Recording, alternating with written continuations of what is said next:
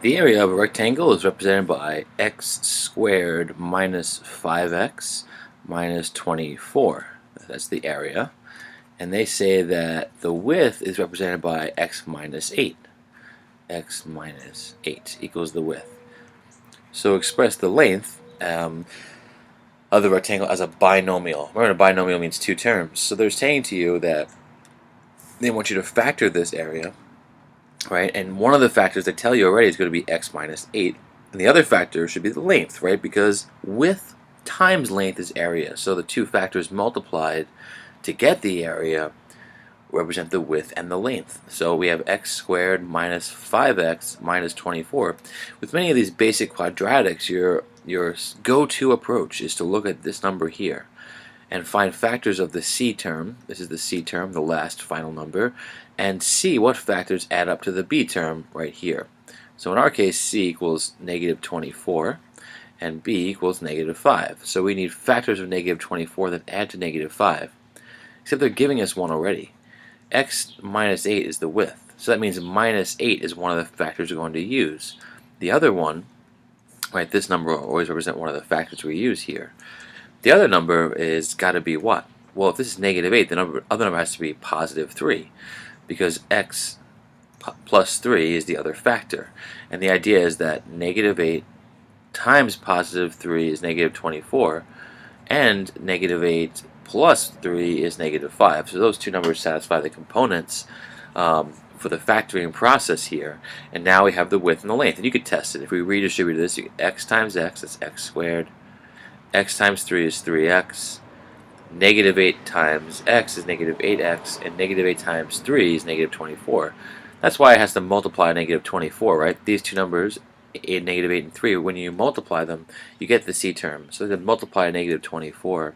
And these two numbers have to add to negative 5, because here when you simplify, you'll be adding them, and you get negative 5x. Right, so this does work. The answer for the length is right here, x plus 3. A plastic storage box in the shape of a rectangular prism has a length of, what does it say? X plus 3. Oops, spelled length wrong. Oh boy. Length of x plus 3 and a width of x minus 4 and a height of 5. So we can sketch this out. You might consider sketching these when you're doing these problems. It might help you see the answer a little bit more clearly.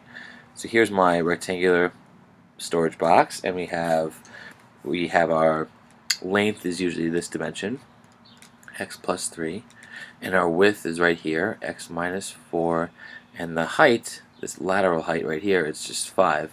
They want to know what the surface area would be, and they want you to represent it as a trinomial in terms of x. A trinomial means 3 terms, so they want this to be essentially a quadratic. You can almost see that happening here. To find surface area, what do? Well, we find the area of each face and then add them all up. So what's the area of this face right here? Well, that's x plus 3 times 5. So 5 times x plus 3, there'd be a different color there. 5 times x plus 3. Next, we need to take care of this face on the top, and that's what? Well, that's x minus 4, this dimension, times x plus 3, this dimension.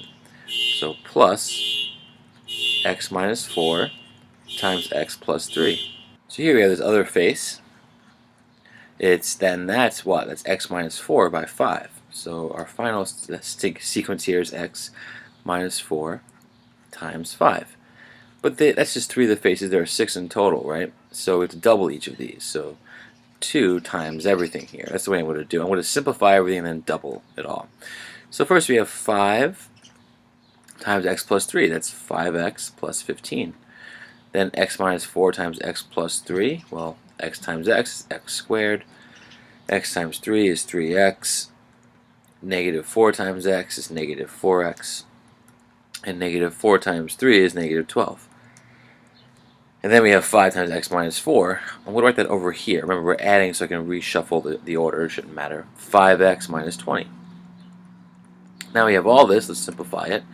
Simplify all our x terms. We have 5x here, right? 5x here. And 3x minus 4x, that's negative x, right? So negative x, so 10x, right? 5x plus 5x is 10x. Minus x is 9x. Then we have negative 20 and 15. What's that? Well, that's negative 5. Minus 12 over here is negative 17. Then we have x squared all by itself, so that's right there. And we're almost done. Just remember to double everything here because we need 6 faces, not 3. So 2x squared plus 18x minus 34. And, of course, you can go through and check this in different ways, but for me, I would just go back and repeat the process, right? 5x plus 15, check. Here, x squared plus 3x minus 4x minus 12, that's right here, got it, check. 5x minus 20, here, we add them up, 5x, 5x, that's 10x minus x is 9x, got that, great. Negative 20, 15, that's negative 5 minus 12 is negative 17, right? And x squared is all by itself, great. And then I doubled it all, so this looks right to me. So there we go. And if you had the time to check, you could plug in values for x and see if the surface area actually works, but I don't think that's necessary here. Okay, which graph can be used to find the solution of the following system of equations? Well, here, notice we have y equals x squared plus 2x plus 3. That's a quadratic. That's a parabola. You see those parabolas here. And then we have this. 2y minus 2x is 10. Well, 2y minus 2x is 10. We want to rewrite this or graph this. And the idea is that in all these graphs, right, you need to find out which line we're going to use here. So let's add 2x to both sides. Right? I'm going to write this in y equals mx plus b form, and 2y equals 2x plus 10. That's what 2y is. What's y? Well, y is x plus 5 because you want to half everything. This means plus 5, that's our b value, our y-intercept, and 1 is our slope, our m value. So here, we want to cross these two choices out because they have negative slopes, right? Here, these are two possible candidates, and both lines look the same, so we have to find out which parabola we need. For that, I would bring out the graphing calculator. Although, I'm sorry, this is an easier way.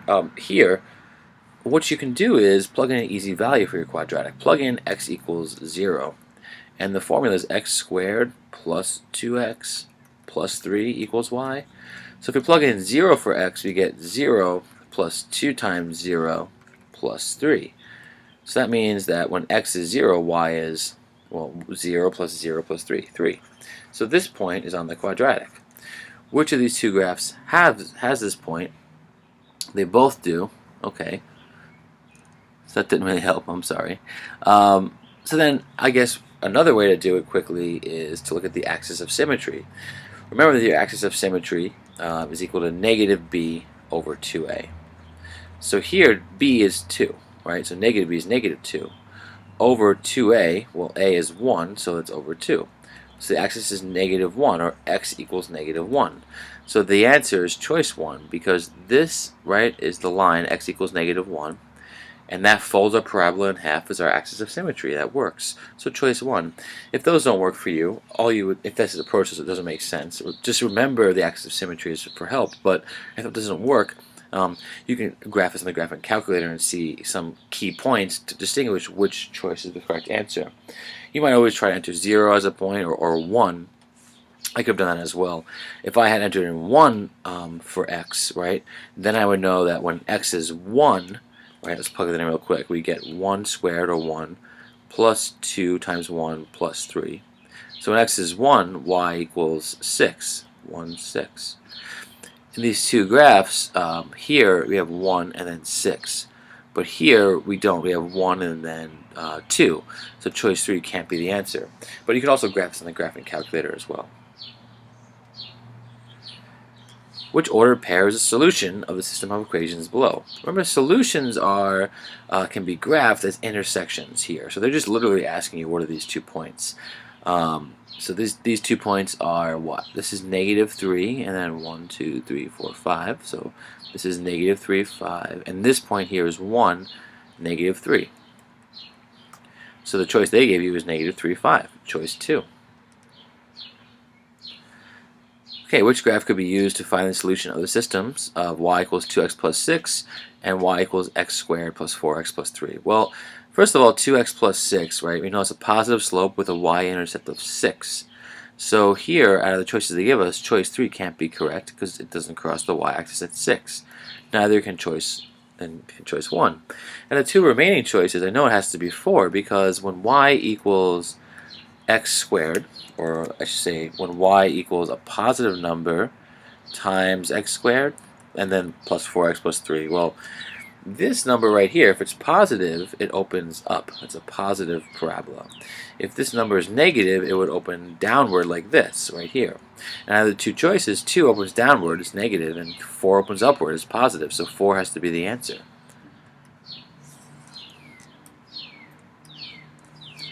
Okay, graph the equation y equals x squared minus 2x minus 3, and then determine the roots for the equation. Okay, well, here, right, when you have a parabola like this, y equals x squared minus 2x minus 3, what I would actually usually do to graph this is find the roots first, and then find the axis of symmetry to find the vertex. That's the way I would graph this, because the vertex is really a key point that you need. So we could try and factor this, right? We get this set up, so we have x, and what factors of negative 3 add up to negative 2? Well, I know that negative 3 times 1 is negative 3, and I know that negative 3 plus 1 is negative 2, so those are my two factors. So negative 3 and positive 1. So this could equal 0. That's when our roots work at 0. So here, x minus 3 could be one of the values equal to 0, because two values multiplied to 0 is 0. Well, then one of them or both of them are 0. X minus 3 is 0. Well, then x equals 3. So when x equals 3, y equals 0. That's 1 point. That's one root. And the other one, x plus 1 equals 0. Subtract 1 from both sides, x equals negative 1. So when x is negative 1, y is 0. These are your roots right here. So they said to use the graph to determine the roots, but we can just plot them 1, 2, 3, 3, 0, and negative 1, 0 to verify that those are the roots, right? 3, 0, and negative 1, 0 right here.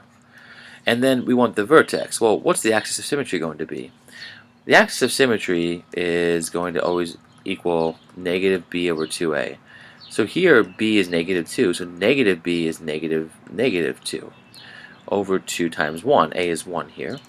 So we have 2 over, 2, and that equals 1. So the axis is 1. You can kind of tell the axis is always halfway between the roots here, so you might not even need to do that process.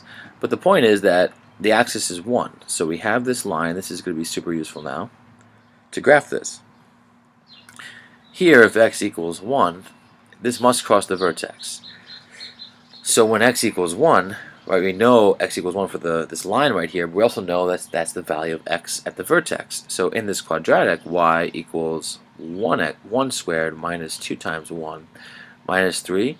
When we plug in x equals 1, that's our x point for our vertex. We'll get the y value for our vertex, and we can graph this thing. So y equals 1 minus 2 minus 3. 1 minus 2 is negative 1, minus 3 is negative 4.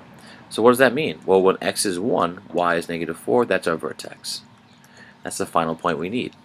So we have this point 1, and then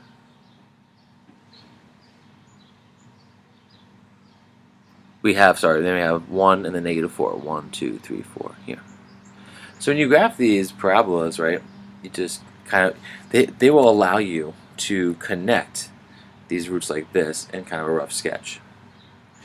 If you feel kind of, shaky about it, doing this, right, you can add more points by plugging in more values for x.